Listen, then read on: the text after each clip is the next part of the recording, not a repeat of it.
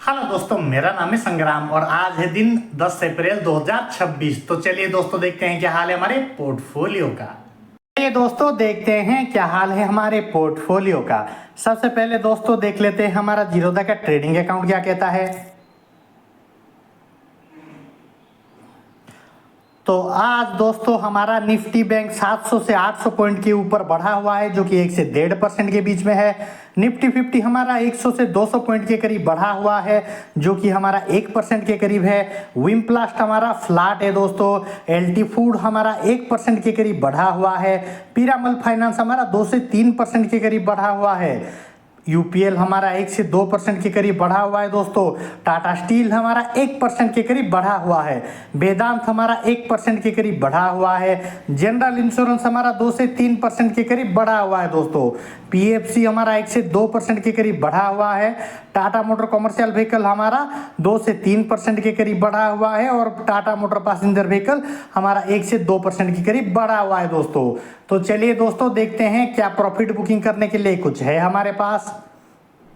और यहाँ पर दोस्तों हमारा ओवरऑल पोर्टफोलियो ग्रीन में कन्वर्ट हो चुका है।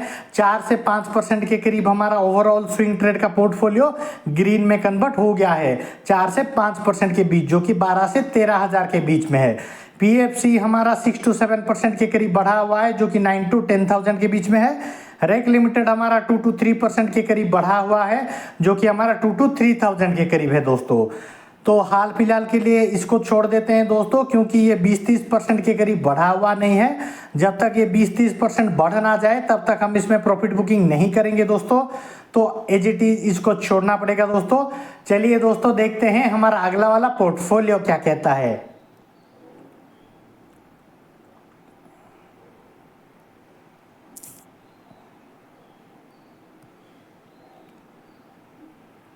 तो ये है दोस्तों हमारा कोटक नियो का पोर्टफोलियो, जिसमें हमारा ओवरऑल प्रॉफिट 5 से 6 हजार के करीब बढ़ा हुआ है, जो कि हमारा 11 से 12% के बीच में है। और यहाँ पर दोस्तों हमारा एलटी फूड्स 62 to 63% के करीब बढ़ा हुआ है, जो कि हमारा 15 to 16,000 के बीच में है। और यहाँ पर हमारा विमप्लास्ट 40 to 41% के करीब फॉल दिखा रहा है, जो कि हमारा 9 to 10,000 के बीच में है। तो ओवरऑल वार सिनेरियो की वजह से जो पॉज हुआ है, इसी की वजह से ये थोड़ा ऊपर उठा है दोस्तों। वार सिनेरियो थोड़ा पॉज हुआ।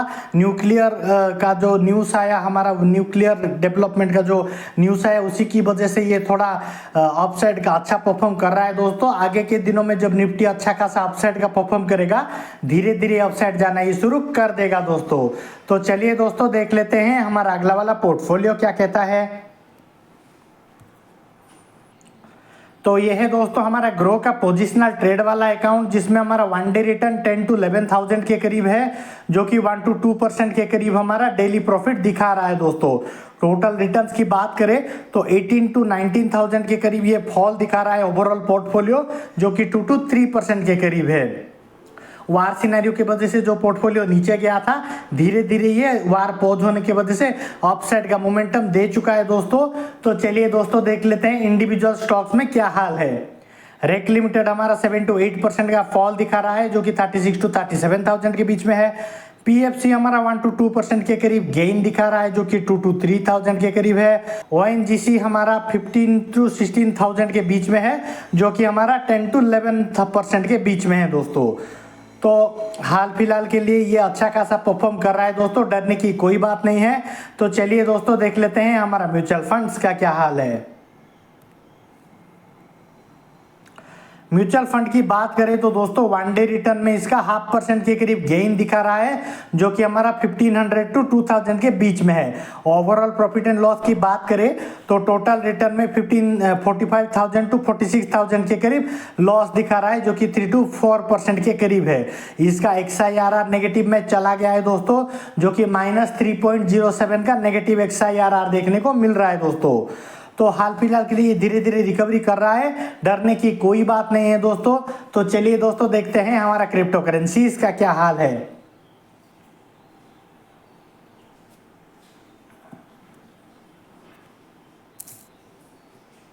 अगर आप लोगों को भी स्टॉक मार्केट के रिगार्डिंग कोई क्वेरी या फिर जानकारी की जरूरत पड़े तो मुझे कमेंट में जरूर बताइए दोस्तों, ताकि मैं आप सबकी कोई मदद कर सकूं। तो यह है हमारा क्रिप्टो करेंसीज का पोर्टफोलियो दोस्तों, जो कि हमारा 53% के करीब गिरा हुआ है। आज के दिनों में 0.08 का ये नेगेटिव में चला गया है दोस्तों। तो डरने की कोई बात नहीं है दोस्तों, ये सब लॉन्ग टर्म की चीजें हैं, धीरे धीरे अपसाइड जाना ये शुरू कर देगा। जब तक 5-10 साल इसको होल्ड ना करे तब तक लॉन्ग टर्म की चीजें ज्यादा कुछ बेनिफिट नहीं देती दोस्तों। तो चलिए दोस्तों देख लेते हैं हमारा एंजल वन का इन्वेस्टिंग अकाउंट क्या कहता है। यह है दोस्तों हमारा एंजल वन का इन्वेस्टिंग अकाउंट, जिसमें हमारा ओवरऑल गेन 20 to 21% के करीब गेन दिखा रहा है, जो कि हमारा 41 to 42,000 के करीब गेन दिखा रहा है। और यहाँ पर दोस्तों हमारा म्यूचुअल फंड्स जो कि हमारा 2 to 3% के करीब नेगेटिव में है और इसका लॉसेस में दिखा रहा है, और इसका XIRR नेगेटिव में चला गया है दोस्तों। -1 to 2% के करीब हमारा नेगेटिव XIRR देखने को मिल रहा है दोस्तों। तो चलिए दोस्तों देख लेते हैं हमारा इक्विटी का क्या हाल है। हमारा इक्विटी की बात करें तो दोस्तों ये 21 to 22% के करीब गेन दिखा रहा है, जो कि 41 to 42,000 के बीच में है दोस्तों। और यहाँ पर दोस्तों चलिए एनालाइज में देख लेते हैं। एनालाइज में हमारा मिड कैप 42 to 43% के करीब बढ़ा हुआ है, लार्ज कैप हमारा 9 to 10% के करीब गेन दिखा रहा है दोस्तों। तो ये अच्छा खासा अपसाइड का मोमेंटम देखिए, ये आज के दिनों में 1 to 2% के करीब गेन दिखा रहा है और ये अच्छा खासा परफॉर्म कर रहा है दोस्तों। आज एक अच्छा खासा ग्रीन और बुलिश डे है। तो चलिए दोस्तों सेक्टर वाइज में देख लेते हैं। फाइनेंस और हाउसिंग हमारा 93 to 94% के करीब बढ़ा हुआ है। ऑटोमोबाइल और ट्रक्स हमारा 75 to 76% के करीब गेन दिखा रहा है। स्टील और आयरन हमारा 30 to 31% के करीब गेन दिखा रहा है। पेस्टिसाइड और एग्रोकेमिकल हमारा 19 to 20% के करीब गेन दिखा रहा है। ऑटोमोबाइल और पैसेंजर कार हमारा 38 to 39% के करीब लॉसेस में दिखा रहा है। अदर्स की बात करें तो 12 to 13% के करीब हमारा गेन दिखा रहा है, जो कि हमारा NBFC फाइनेंस 5 to 6% के करीब गेन दिखा रहा है। मेटल और नॉन फ्यूरोस हमारा 40 to 41% के करीब गेन दिखा रहा है दोस्तों। तो चलिए दोस्तों देख लेते हैं इंडिविजुअल स्टॉक्स का क्या हाल है। इंडिविजुअल स्टॉक्स में हमारा पीरामल फाइनेंस 93 to 94% के करीब बढ़ा हुआ है। Tata motor commercial vehicle 75 to 76% के करीब बढ़ा हुआ है। वेदांत हमारा 40 to 41% के करीब गेन दिखा रहा है। ONGC हमारा 30 to 31% के करीब गेन दिखा रहा है। UPL हमारा 19 to 20% के करीब गेन दिखा रहा है। जनरल इंश्योरेंस हमारा 6 to 7% के करीब गेन दिखा रहा है।